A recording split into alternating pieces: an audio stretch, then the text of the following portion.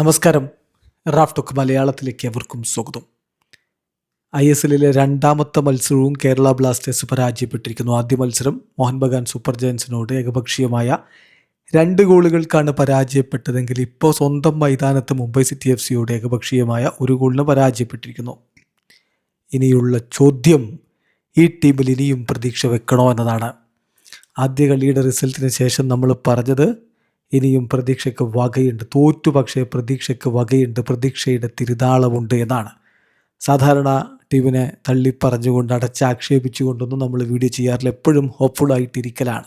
അതാണ് നമ്മുടെ രീതി. കാരണം അങ്ങനെ വെറുതെ പൂർണ്ണമായിട്ടങ്ങ് തള്ളിപ്പറഞ്ഞ് കുറേ ഫ്രസ്ട്രേഷൻ തീർത്ത് കാര്യങ്ങൾ പറഞ്ഞ് പോകുന്ന ഒരു രീതി നമുക്കില്ല. മറിച്ച് എല്ലാം ബെറ്ററാവും, ഈ സമയവും കടന്നു പോകും എന്ന് ഹോപ്പ്ഫുള്ളി കരുതിയിരിക്കാനാണ് നമുക്കിഷ്ടം. അങ്ങനെയാണ് നമ്മളുടെ വീഡിയോകളൊക്കെ നിങ്ങൾ സാധാരണഗതിയിൽ കാണാറുണ്ടാവുക. പക്ഷെ ഇപ്പോൾ എന്തുകൊണ്ട് 2 കളിയാകുമ്പോഴേക്കും ഇങ്ങനെ ഇനി പ്രതീക്ഷയ്ക്ക് വകയുണ്ടോ എന്ന് ചോദിക്കുന്നു എന്നൊരു ചോദ്യം ഉയർന്നാൽ അതിനുള്ള ഉത്തരം, ഇതൊരു ഷോർട്ട് ലീഗാണ്. സാധാരണ പോലെ അങ്ങോട്ടും ഇങ്ങോട്ടും പരസ്പരം കളിച്ച് ഹോം ആൻഡ് അവേ രൂപത്തിലല്ല. ആകെ 13 കളികളേ ഉള്ളൂ. അതിൽ 2 പരാജയപ്പെട്ട് കഴിഞ്ഞു. ഓരോ മാച്ചും വളരെ പ്രധാനപ്പെട്ടതാണ്. ശരിയാണ്, വിദേശ താരങ്ങളൊക്കെ വളരെ ലേറ്റായിട്ട് ടീമിനോടൊപ്പം ചേർന്നവരാണ്.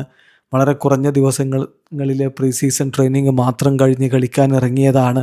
അഡാപ്റ്റഡ് ആവാൻ സമയം വേണമെന്നൊക്കെ പറയാം. പക്ഷേ അങ്ങനെ പറഞ്ഞിരിക്കാൻ സമയമില്ല എന്നതാണ് യാഥാർത്ഥ്യം. മറ്റെല്ലാ ടീമുകളും ഇങ്ങനെയൊക്കെ തന്നെയാണ്. ഇത്തരത്തിലുള്ള ഘട്ടങ്ങളിലൂടെയൊക്കെ കടന്നു പോയിക്കൊണ്ട് തന്നെയാണ് അവരും വരുന്നത് എന്ന കാര്യം ഓർക്കണം. ഇപ്പോൾ ഇന്നത്തെ കളി നമ്മൾ നോക്കുകയാണെങ്കിൽ തീർച്ചയായിട്ടും ബ്ലാസ്റ്റേഴ്സിന് ഗോൾ മടക്കാനുള്ള അവസരങ്ങളുണ്ടായിരുന്നു. അത് കാണാതെ പോകുന്നില്ല. അതിനുള്ള അവസരങ്ങളുണ്ടായിരുന്നു. ബട്ട് അൺഫോർച്ചുനേറ്റ്ലി ഗോൾ അടിക്കാൻ പറ്റിയിട്ടില്ല. തീർത്തും മോശമായിട്ടുള്ളൊരു പെർഫോമൻസാണ് ബ്ലാസ്റ്റേഴ്സ് നടത്തിയത് എന്ന് വിലയിരുത്തുന്ന ഒരുപാട് പേരുണ്ട്. അങ്ങനെ ഒരു അഭിപ്രായം എനിക്കില്ല. തിരിച്ച് ഗോൾ അടിക്കാനുള്ള അവസരങ്ങളും ശ്രമങ്ങളും ഒക്കെ ബ്ലാസ്റ്റേഴ്സും നടത്തിയിട്ടുണ്ട്. പക്ഷേ ഇത് മതിയോ എന്നുള്ള ചോദ്യമാണ് വരുന്നത്. സ്വാഭാവികമായിട്ടും ഡേവിഡ് കാറ്റലയുടെ ചില സബ്സ്റ്റിറ്റ്യൂഷൻ തീരുമാനങ്ങൾ, നന്നായി കളിക്കുന്നവരെ സബ്സ്റ്റിറ്റ്യൂട്ട് ചെയ്യുന്നത് എന്തിന് എന്ന ചോദ്യം വരുന്നുണ്ട്. പിന്നെ അജിസലും കെവിൻ യോക്കും ഒക്കെ സ്റ്റാർട്ട് ചെയ്യേണ്ടവരാണ് എന്നൊരു ഫീലിങ്ങും എനിക്കുണ്ട് എന്തായാലും.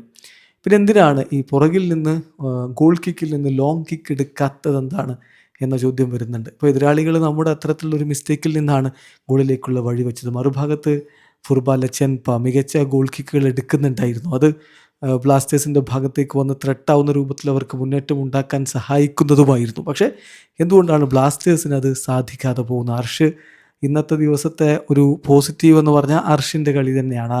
ഹോർഗെ പെരാഡേസിൻ്റെ പെനാൽറ്റി സേവ് ചെയ്തതും മറ്റുമൊക്കെ ആയിട്ട്. അതിനപ്പുറത്തേക്ക് എന്ത് പോസിറ്റീവ് എന്ന് ചോദിച്ചാൽ ഒരു പക്ഷേ യോക്കും മാർലോനും ഒക്കെ ചില നീക്കങ്ങൾ നടത്തി, അത് കാണാതെ പോകരുത്. എന്നാൽ മറ്റു ചില പ്രശ്നങ്ങളുണ്ട് ബ്ലാസ്റ്റേഴ്സിൻ്റെ നെഗറ്റീവ്സ് എന്ന് പറയാൻ. ഡിഫൻസിൽ ബിഗാഷ് പലപ്പോഴും എറേഴ്സ് വരുത്തുന്നുണ്ട്.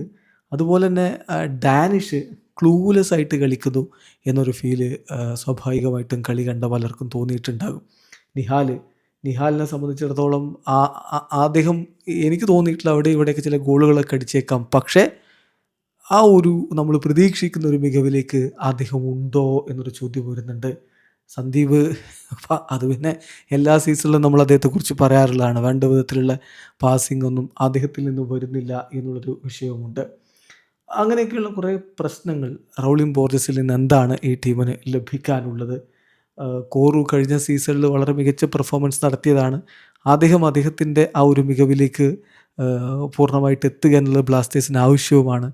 പക്ഷേ അതൊക്കെ സംഭവിക്കുന്നുണ്ടോ എന്നുള്ളൊരു ചോദ്യമുണ്ട്. വേണ്ട വിധത്തിലുള്ള നീക്കങ്ങൾ നടക്കുന്നില്ല. ഇപ്പോൾ അവസാന ഘട്ടങ്ങളിലൊക്കെ നമുക്ക് ബ്ലാസ്റ്റേഴ്സ് ആരാധകർ ആഗ്രഹിച്ചത് പെട്ടെന്ന് നീക്കങ്ങൾ ഉണ്ടാക്കി എതിരാളികളുടെ ഗോൾമുഖം വിറപ്പിക്കാനാണ്. പക്ഷെ അപ്പോഴും ഗ്രൗണ്ട് ബോൾ കളിച്ച് മുന്നോട്ട് പോകാൻ കുറേ സമയമെടുക്കുന്ന ഒരു ഫീലിംഗ് ഉണ്ടായി. കുറച്ചുകൂടി വേഗത്തിലൊക്കെ നീക്കങ്ങളൊക്കെ നടത്തേണ്ടതുണ്ടായിരുന്നു. അപ്പോൾ പലരും പൂർണ്ണമായിട്ട് തള്ളി പറയുന്നുണ്ട്, ഇനി ഒന്നും പ്രതീക്ഷിക്കേണ്ട, ഈ ടീമിൽ നിന്ന് ഒന്നും വരാനില്ല, ഒന്നും കരുതണ്ട എന്നൊക്കെ പറയുന്നവരുണ്ട്. പക്ഷെ ഞാനിപ്പോഴും പറയും, നമ്മൾ അങ്ങനെ പൂർണ്ണമായിട്ടൊരു ടീമിനെയും തള്ളി പറയേണ്ടതില്ല. ഈ തവണത്തെ സാഹചര്യങ്ങളൊക്കെ നമ്മൾ മനസ്സിലാക്കണം. അപ്പോൾ അതിൻ്റെ ഇടയിലൂടെയാണ് ടീം കടന്നു പോകുന്നത്. പക്ഷേ ഇനിയും പ്രതീക്ഷിക്കണമെന്ന് ചോദിച്ചാൽ കിരീടമൊന്നും പ്രതീക്ഷിക്കേണ്ട. അതിനൊന്നും ഈ ടീമിനെ കൊണ്ട് സാധിക്കുമെന്ന് കരുതുന്നില്ല. റെലഗേഷനിലേക്ക് ടീം പോകുമെന്ന് പറയുന്നവരുണ്ട്, അതും ഞാൻ കരുതുന്നില്ല. ഒരു മിഡ് ടേബിളോ അല്ലെങ്കിൽ മിഡ് ടേബിളിൻ്റെ താഴെയോ ഒക്കെ നിൽക്കാനുള്ളൊരു ടീമാണിതുള്ളൂ എന്നൊരു ഫീലിംഗാണ് 2 കളിയിൽ നിന്നുള്ളത്. ഇതിനിപ്പോൾ വരും മത്സരങ്ങളിൽ മികവ് കാണിച്ചാൽ നമുക്ക് അഭിപ്രായം മാറും. കാരണം അഭിപ്രായം എന്ന് പറയുന്നത് ഇരുമ്പോലൊക്കെയൊന്നുമല്ല, അത് ഓരോ പെർഫോമൻസിനൊക്കെ അനുസരിച്ചൊക്കെ അങ്ങോട്ടും ഇങ്ങോട്ടൊക്കെ മാറും. പക്ഷേ ഇപ്പോഴത്തെ ഒരു ഫീലിംഗാണ് ഞാൻ പറയുന്നത്. എന്തായാലും പൂർണ്ണമായി തള്ളിക്കളയേണ്ടതില്ല. ഹോപ്പ്ഫുള്ളി നമുക്ക് കാത്തിരിക്കാം. ഒപ്പം കിരീടം നിങ്ങൾ പ്രതീക്ഷിക്കുകയും വേണം. വീഡിയോ അവസാനിക്കുന്നു. ഫുട്ബോൾ ലോകത്തെ കൂടുതൽ വിശേഷങ്ങളുമായി റാഫ് ടോക്സ് എത്താം.